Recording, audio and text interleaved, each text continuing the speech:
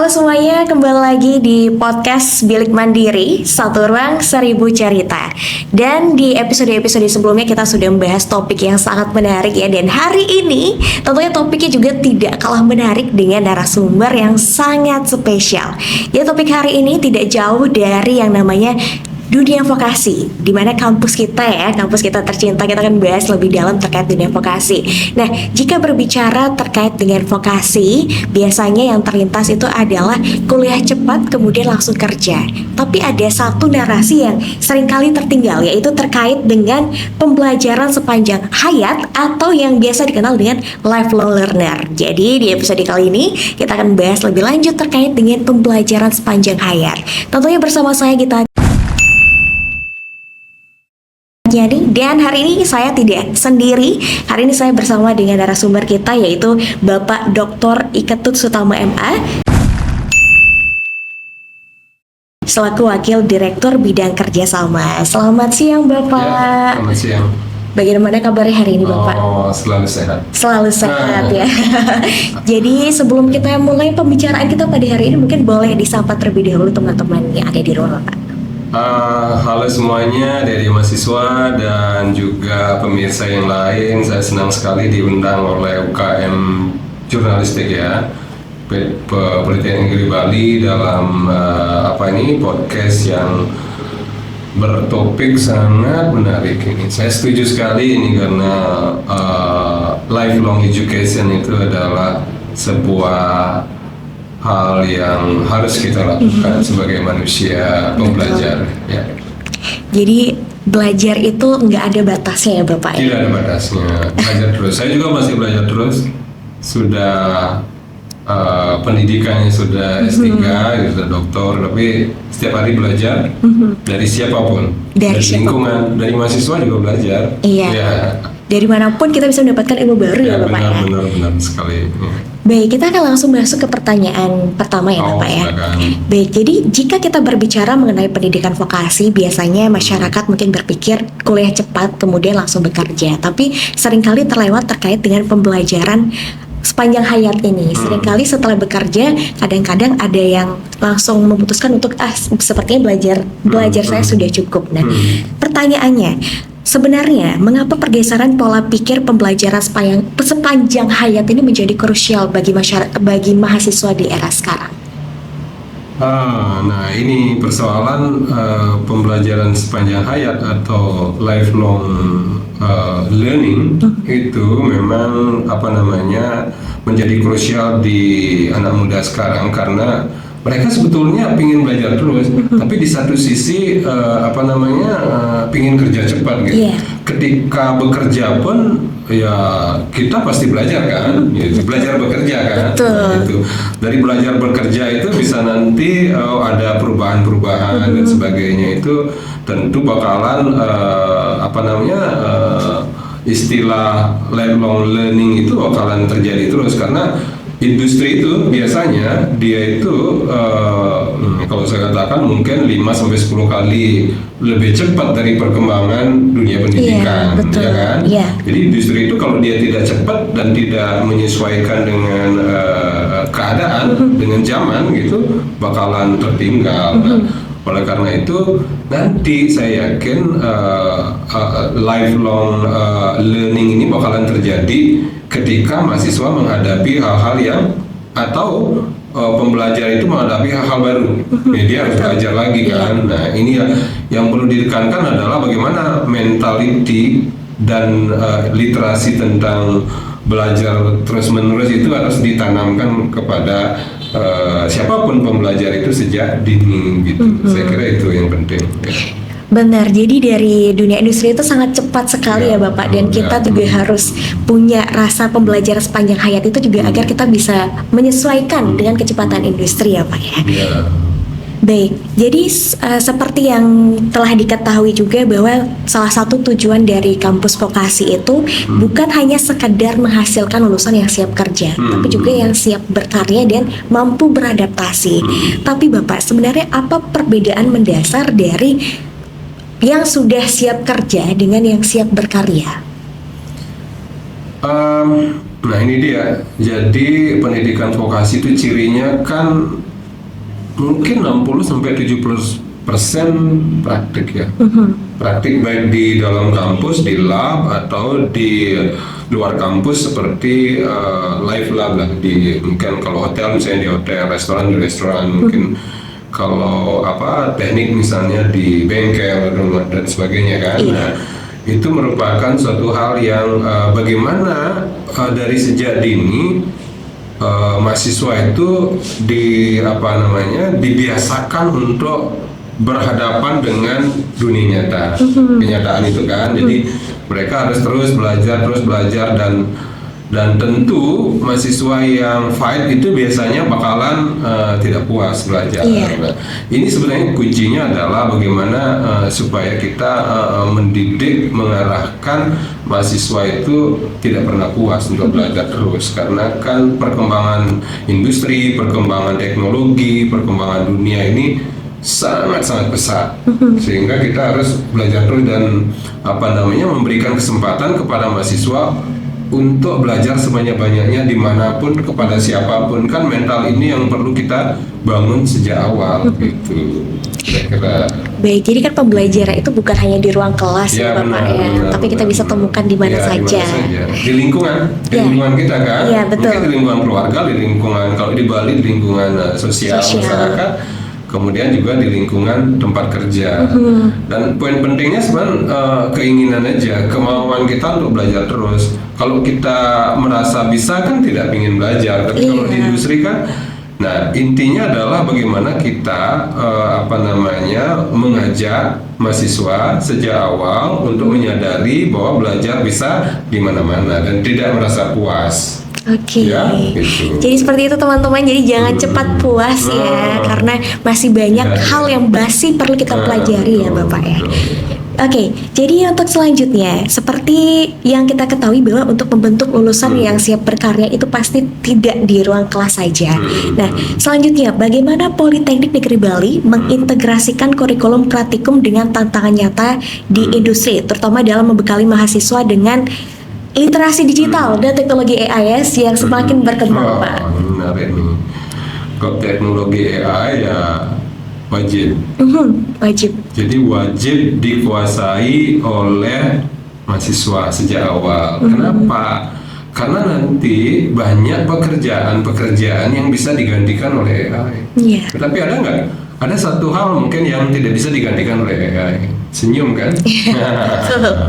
Jadi profesionalisme itu intinya adalah seperti itu. AI nggak bisa memberikan rasa senyuman, rasa kenyamanan kepada customer, kan nggak bisa gitu. Nah itu. Tapi wajib mahasiswa menguasai AI. Saya setiap hari, setiap malam belajar satu AI baru langsung tak pelajari. Wah, ini untuk mengetahui apa kelemahannya, apa kelebihannya, di mana bisa AI ini digunakan. Kan tidak semua satu AI itu bisa all out kan, tidak bisa seperti itu.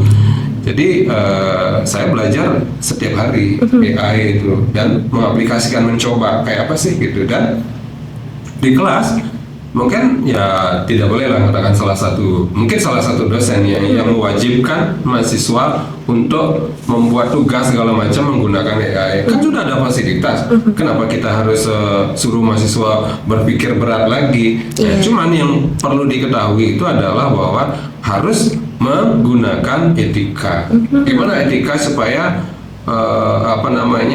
kita tidak dikuasai oleh AI? Sekarang kan ada AI yang namanya apa? Humanize kan? Iya. Nah, humanize seperti manusia, bisa berpikir seperti manusia. Betul. Ini pemirsa dan mahasiswa ini harus betul-betul menguasai AI. Kalau nggak gitu kita bakalan dikuasai AI. Hanya ada dua hal kan, mau dikuasai atau mau menguasai. Jadi kalau saya setiap hari menggunakan AI, saya gunakan sebagai asisten. Gitu. AI adalah asisten saya. Jadi kalau salah, bukan begini maksudnya, harus begini. Nah, dialah yang nanti membuatkan pola atau hal-hal yang memang bisa kita gunakan bersama gitu. Karena kan teknologi kan harus digunakan. Sama kayak dengan laptop, komputer atau alat-alat lain kan diciptakan untuk mempermudah pekerjaan kita. ya. Jadi jangan dibuat ribet lah gitu ya. Benar. Oke. Jadi dengan perkembangan teknologi ini kita juga harus bisa mengikuti ya Bapak. Ya benar sekali. Tapi harus sesuai dengan etika tadi. Benar. Etika itu ada, etika AI gimana? Gitu. Oke, baik Bapak. Dan selain itu di dunia kerja kita tahu bahwa selain hard skill, kita juga mengenal yang namanya keterampilan abad 21. Seperti misalnya critical thinking, creativity, collaboration, dan juga communication. Nah, bagaimana ekosistem di Politeknik Negeri Bali ini menstimulus keterampilan-keterampilan agar terasa secara alami, Bapak? Tentu critical thinking dan inovasi terutama itu nggak bisa serta-merta ya, nggak bisa langsung mereka jadi kita harus SB tadi kita harus belajar segala hal, banyak hal. Betul. Jadi saya bidang pariwisata itu nggak hanya belajar pariwisata, tapi yang lain kita harus pelajari. Saya belajar musik, saya belajar menyanyi, saya belajar keterampilan-keterampilan yang lain gitu. Nah, dengan belajar banyak itulah kita bakalan menjadi orang yang inovatif, kreatif. Tapi kalau kita tidak membuat sesuatu, kalau kita takut melakukan sesuatu, gimana kita bisa inovatif, kreatif? Nggak mungkin, bisa kan? Iya. Jadi dari melakukan sesuatu, oh ini bagus hasilnya, kemudian kita menciptakan yang lain, oh ini ternyata bagus, ini ternyata bagus. Nah, jadi di ekosistem itu kita bangun di Politeknik Negeri Bali karena kita memang seperti tadi ya 70% praktik dan 30% teori. Jadi berteori langsung berpraktik. Misalnya katakan dari pariwisata misalnya, ya kreatif membuat food kreatif. Jadi kalau dia tidak berpraktik langsung membuat food kreatif, gimana? Saya dari dulu challenge anak-anak itu supaya bisa menggunakan tidak hanya belajar sesuai dengan resipi yang diberikan, tapi bagaimana kita mampu berani berkreativitas, misalnya membuat makanan dari bahan-bahan lokal, misalnya dari ubi kayak gitu. Saya dulu nantang gimana membuat ubi ungu menjadi pizza misalnya, kayak apa kan gitu kan. Nah, itu kan perlu keberanian dan kreativitas. Betul. Jadi untuk menjadi kreatif, kita atau mahasiswa harus dididik berpikir out of box. Iya. Kita jangan takut, oh nanti malu kah, nanti gimana ya, nggak boleh berpikir. Kita coba dulu, terus setelah coba kita evaluasi lagi kan. Jadi coba evaluasi, nanti bakalan menemukan sesuatu yang baru yang betul-betul kita inginkan. Gitu. Kira-kira seperti itu. Jadi kuncinya itu adalah berani mencoba. Nah, betul sekali. Harus berani mencoba, berani salah. Iya, betul. Nah, berani dikritik sama orang. Wah, masa kayak gitu sih ya? Dengan itu jadi challenge lagi kita gimana gitu. Oke, jadi dari mencoba kita kan juga tahu ya bagaimana keterampilan kita, apa yang perlu ditingkatkan, berkembang ya Pak ya. Baik, jadi selanjutnya seperti yang kita ketahui juga bahwa di dunia vokasi itu ada identik dengan yang namanya magang atau proyek dari industri. Nah, bagaimana pengalaman langsung di lapangan ini ikut menempa karakter profesional dari mahasiswa? Dan kira-kira hambatan karakter apa yang biasanya paling sering dihadapi mahasiswa di dunia industri, Bapak? Ini menarik ini. Artinya apa? Kembali ke tadi itu. Kalau kita tidak memberikan mahasiswa mencoba di kelas, di lab selama dia kuliah, jadi nggak mungkin mereka bakalan bisa melakukannya di industri. Jadi di industri mereka ya terkenal lah. Kalau mahasiswa politeknik itu biasanya saya sering bertanya, ya penelitian kecil-kecilan di industri, berapa lama sih adjustmentnya di industri itu? Mereka menyesuaikan dengan keadaan yang sebenarnya di industri, nggak lebih dari 1 bulan. Jadi mungkin adik-adik nanti PKL-nya 6 bulan atau setahun ya. 1 bulan pertama barangkali masih melihat masih canggung segala macam. Begitu 1 bulan ya udah gas sudah. Ya itu ciri yang pembeda kita di applied science ini. Jadi karena kita dari awal sudah memberikan pengalaman tingkat kecil, tingkat menengah, sampailah ke industri di dunia nyata kan, gimana. Nah, disitulah terjadi apa yang disebut dengan kompleksitasnya ada di situ. Profesionalisme, kompleksitas. Profesionalisme itu tidak hanya sekedar skill, keterampilan. ngambil ini, ngambil piring kayak atau apa, tidak hanya sekedar itu. Dia harus attitude-nya juga harus profesional, dia harus hospitality kan, harus senyum, harus apa, itu harus dilatih dari awal. Sudah otomatis dia akan menjadikan dirinya itu profesional ketika dia skillnya dia dapat, etikanya dia dapat gitu kan. Ada 3 itu kan. Betul. Skill, attitude sama knowledge kan. Iya. Itu. Nah, kalau di industri itu nggak perlu banyak knowledge ya, karena bisa dilatih terus pasti bisa. Iya, Nah, betul. jadi skill sama knowledge-nya itu sudah kita latih di sini. Nah, yang paling dipentingkan, hasil riset saya itu 65% yang dibutuhkan oleh industri itu adalah apa? Attitude, perilaku. Karena mereka di industri menghadapi klien kan. Iya. Jadi perilakunya gimana Anda senyum, bagaimana Anda pokoknya kelihatan gimana gitu kan kalau menghadapi klien. Nah, itu yang paling penting. Jadi nggak lama di industri, cuman 1 bulan mungkin sudah langsung on. Nah, gitu. Mengingat di vokasi kan juga sudah menyiapkan langsung ya, Iya, Pak ya, betul, apa yang betul. dibutuhkan di dunia industri. Betul. Jadi waktu langsung terjun, udah pernah nih melihat yang seperti ini ya. Benar. Dan juga kita sering mengundang dosen industri kan ke kampus kan, Iya, betul. untuk memberikan gini kayak gini. Perilaku Anda seperti ini kayak gitu. Nah, kebetulan saya di kerjasama, jadi ya tugas saya adalah membangun kerjasama dengan berbagai industri untuk nanti lebih mudah mahasiswa kita masuk ke industri itu. Dimana sukanya sekarang kan, kalau dulu kan yang saya tahu ya, pariwisata yang kalau dulu kita yang mengalokasikan anak-anak ini mahasiswa mau PKL di mana gitu kita ya. Sekarang enggak, mahasiswa udah bisa pilih mau PKL sini kayak bintang 5, bintang 4 atau hotel chain internasional atau apa itu. Ya kalian pasti bakalan seperti itu nantinya. Sudah tahu di sini, kemampuan saya kayak gini, saya mau bintang 5 lah yang chain internasional gitu misalnya gitu ya. Jadi bisa disesuaikan ya Pak dengan keinginan dan kemampuan mahasiswa. mahasiswa. Karena mereka merasa mampu. Kalau dulu kan enggak, serba canggung. Karena sekarang dengan adanya kita latih di kelas, di lab, kemudian menghadirkan dosen industri, kemudian mungkin kita langsung masuk ke industri dengan familiarization istilahnya kan, kunjungan industri kita tahu gimana, lalu nanti PKL, ya udah itu pendidikan yang sangat klop. Oke, jadi tadi kita sudah banyak sekali membahas terkait dunia industri. Nah, selanjutnya, apakah ada pesan mungkin atau tips dari Bapak untuk mahasiswa PNB agar mereka tetap memiliki rasa ingin belajar bahkan setelah mereka lulus dan masuk ke dunia kerja?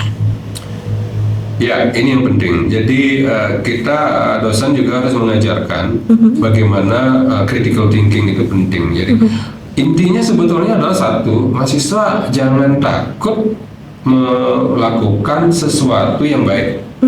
Ya, jadi yang baik intinya itu adalah yang baik yang nanti menunjang karir adik-adik semuanya. Jadi jangan takut, kita dengan dosen pun harus dekat hubungannya.